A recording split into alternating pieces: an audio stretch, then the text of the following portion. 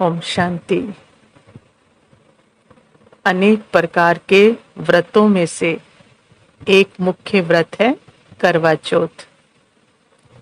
ये व्रत संसार में जहां तहां बड़े ही उल्लास से, श्रद्धा से और भावना से मनाया जाता है, जिसमें स्त्री अपने पति की लंबी आयु के लिए व्रत रखती है, नियम मर्यादाओं का पालन करती है, खान पान का त्याग करती है।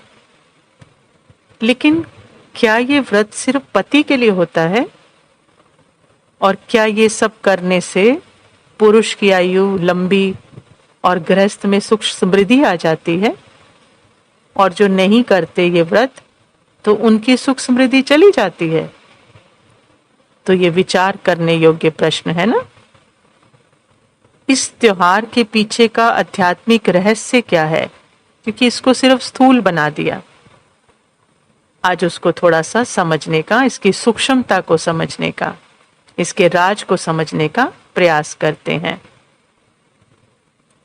तो शुरू से देखते हैं कि सत्युग त्रेता में क्या थी? सुख समृद्धि और पवित्रता का साम्राज्य था, क्योंकि आत्मा खुद क्या थी? जागृत थी।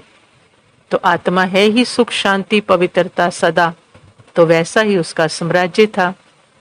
लेकिन द्वापर में वो खुद को क्या समझने लगी? शरीर समझने लगी, शरीर भान में आ गई। तो जैसे पांचों विकारों की बीमारी लगने लगी, मन में आने लगी, तो उसे लगा आत्मा को कि क्या मैं हो गई जैसे बीमार, अस्वस्थ हो गई। जिस प्रकार होता है ना, कोई भी शारीरिक बीमारी आ जाए तो राय सलाह देने वाले हजारों डॉक्टर पैदा हो जाते हैं। वैसे ही जब आत्मा खुद को शरीर समझने से अपनी शक्ति को कम समझने लगी, अर्थात देह भान में आ गई, तो अपने तन मन के स्वास्थ्य के लिए और सुख शांति की बढ़ोतरी के लिए उसने अनेक प्रकार के नियम व्रत किए, जिसकी उसको सलाह मिली कि ये करने से क्या हो जाएगा? शांति आ जाएगी, है ना, बीमारी ठीक हो जाएगी। तो वो उसको सलाह मिलने लगी। तभी ये सारे व्रत शुरू हुए, जिसमें से एक व्रत क्या है? करवा चौथ। अब करवा चौथ माना, करवा माना ज्ञान कलश और चौथ माना चौथा युग। अब ये करवा चौथ की बात कहाँ से आई? ये कल्प के चौथे युग में आई, जब भगवान आए, अर्थात कलयुग अंत में भगवान आकर ज्ञान का कलश आत्मा रूपी सजनियों पर रखते हैं। करवा माना ज्ञान कलश हो गया ना, और चौथ माना चौथे युग में। तो भगवान आकर चौथे युग में एक ज्ञान कलश सजनियों पर रखते हैं।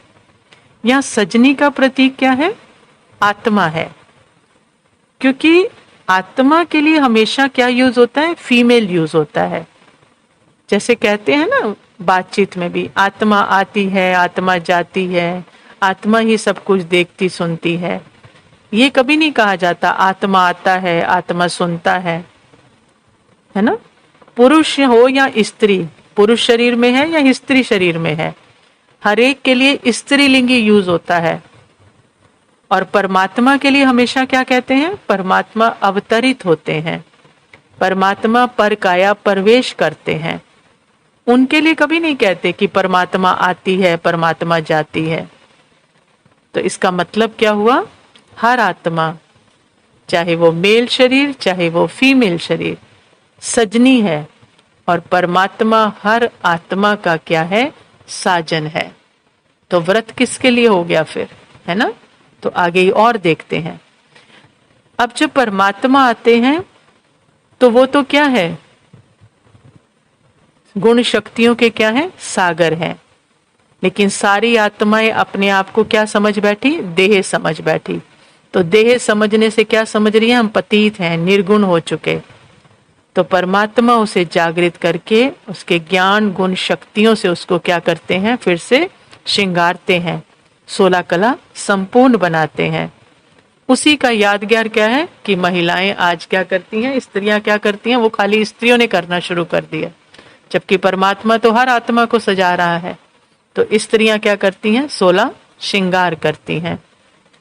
परमात्मा आकर हर आत्मा रूपी सजनी से विकारों का, अशुद्ध खान पान का, गलत प्रवृत्तियों का त्याग करवाते हैं, है ना, उसको उससे अलग करते हैं कि ये आत्मा तू देख तू क्या है, उसके गुणों को बताते हैं। तो जिसके यादगार में आज क्या किया जाता है, स्थूल में खान पान का त्याग कर अभी व्रत रखते हैं, उस दिन पवित्रता का भी अखंड व्रत रखवाते हैं। तो यहाँ भी आत्माएं एक दिन का दृढ़ व्रत रखती हैं, उसे खंडित नहीं करती ना। तो परमात्मा ने क्या कराया, पवित्रता का अखंड व्रत कराया, जिसको तोड़ना नहीं कभी भी। और यहाँ आत्माएं फिर क्या करती हैं, एक दिन का अखंड व्रत करती हैं, उसे कभी तोड़ती नहीं है। और कहानी में क्या दिखाते हैं कि एक बहन ने व्रत को जब खंडित कर दिया तो फिर 12 महीने उसने तपस्या की पति के लिए, और उसे फिर सुहाग मिल गया। तो यहाँ भी हमने सत्युग त्रेता में जो पवित्रता का व्रत निभाया, लेकिन जब द्वापर में ये व्रत टूटा, तब हर आत्मा को क्या लगा कि वो अपने साजन से क्या हो गई, दूर हो गई। तो फिर उसने क्या किया, देवी देवताओं को, साधु महात्माओं, गुरुओं के पास, सभी के पास गई, लेकिन उसका सुहाग कोई लौटा नहीं पाया, अर्थात परमात्मा से मिलन हो नहीं पाया, क्योंकि शरीर समझकर मिलन करना चाहती है ना, और शरीरधारियों से पूछ रही है, तो मिलन कैसे होता। लेकिन सृष्टि चक्र घूमते घूमते पुनः ये पुरुषोत्तम संगम युग आता है, तब परमात्मा बताते हैं, तो उसका मिलन होता है। मीन्स हे आत्मा, खुद को आत्मा समझ, मुझे याद कर।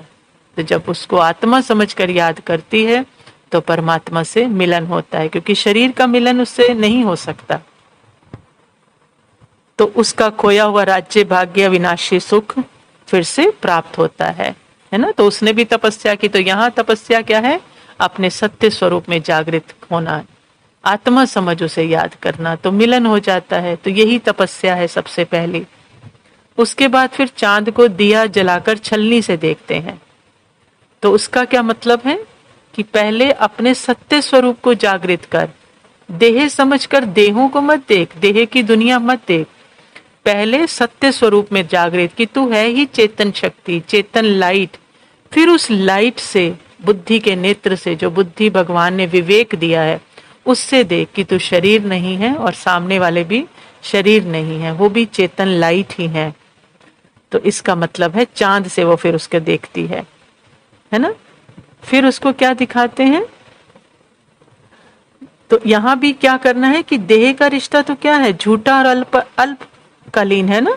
तो जब आत्मा समझ के देखेंगे तो वो क्या लगेगा, वो देह लगेगी, वो भी तो क्या है, पति पाठ जो निभा रहा है वो भी तो क्या है, आत्मा है ना। तो सच्चा आत्मिक रिश्ता होगा, है ना। तो परमात्मा और आत्मा, चाहे वो आत्मा पुरुष है या आत्मा पुरुष शरीर में है या स्त्री शरीर में है, परमात्मा आत्मा दोनों अजर अमर अविनाशी हैं। तो जब उनमें रिश्ता है तो वो कैसा होगा, अजर होगा ना, अविनाशी होगा। तो आत्मा क्या बन जाती है, हर आत्मा ही जब परमात्मा से मिलन हो जाता है, उसको पहचान लेती है कि वही साजन है, तो अखंड सौभाग्यवती बन जाते हैं। क्योंकि परमात्मा की तो उम्र कभी कोई कम कर नहीं सकता ना, वो तो सदा है ना, और आत्मा भी सदा है, तो सदा उसकी सजनी है जागृत होते ही। तो क्या वरदान मिल गया, क्या आशीर्वाद मिल गया हर आत्मा को, अखंड सौभाग्यवती भव, है ना, क्योंकि परमात्मा तो कभी मरता नहीं है। फिर कैंची व सुई धागे का प्रयोग नहीं करना, माना सदा मधुरता, कभी भी कटु व चुभे हुए वचन परिवार में यूज नहीं करने हैं किसी के प्रति भी। और जो आत्मा परमात्मा साजन के साथ है वो कभी कटु शब्द यूज कर ही नहीं सकती, है ना। इसलिए कैंची व सुई दिखाते हैं यूज नहीं करनी है। फिर कहानी में दिखाते हैं कि वो 12 महीने तक मृत शरीर के पास ही बैठी रहती है, लेकिन इसका अर्थ है कि आधा कल्प तक आत्मा अपने आप को शरीर समझकर जीती है ना। जब भूल जाती है तो माना क्या हो गई, कब्र दाखिल है, मरे हुए के समान हो गई ना, क्योंकि स्वयं का ही पता नहीं। तो अंत में परमात्मा पिता आकर ज्ञान अमृत पिलाते हैं, तो वो एक एक संकल्प, शरीर का जो भी धर्म है वो सारे भगवान को क्या करती है, देह के सब धर्म भूलकर उसको परमात्मा को अर्पण करके अपने को आत्मा समझ बाप को याद करती है, साजन को याद करती है। तो वो एक एक सुई क्या होती है, निकल जाती है। तो मरे हुए से जिंदा हो जाती है, मीन्स जागृत हो जाती है। अपने सत्य स्वरूप में जागृत होना माना जिंदा हो जाती है, और 21 जन्मों के लिए पवित्र निर्विकारी खुशहाल दैवी परवर्ती का वरदान प्राप्त कर लेती है। तो सार में यही बात है कि ये व्रत केवल पत्नियों के लिए नहीं बल्कि सर्व आत्माओं के लिए है, क्योंकि सर्व आत्माओं का कल्याण करने वाला एक ही प्यारा साजन है, और वो है परमात्मा शिव, जो संगम युग पर आकर हर आत्मा रूपी सजनी पर ज्ञान का कलश रखते हैं, विकारों का त्याग कराते हैं, पवित्रता का व्रत कराते हैं, गुणों शक्तियों से 16 श्रृंगार करते हैं, ज्ञान अमृत का पान कराते हैं, जिससे 21 जन्मों के लिए गति सदगति हो जाती है। ऐसी बेहद की भावना से हमें व्रत की पालना करनी है, तो बेहद की प्राप्ति होगी। तो अब क्या करना है? बेहद सजनी आत्मा, बेहद परमात्मा, अपने सत्य स्वरूप में जागृत और परमात्मा पिता के साथ, तो सदा ही हर आत्मा अखंड सौभाग्यवती है। ये सदा के लिए वरदान मिल जाता है। अच्छा, ओम शांति।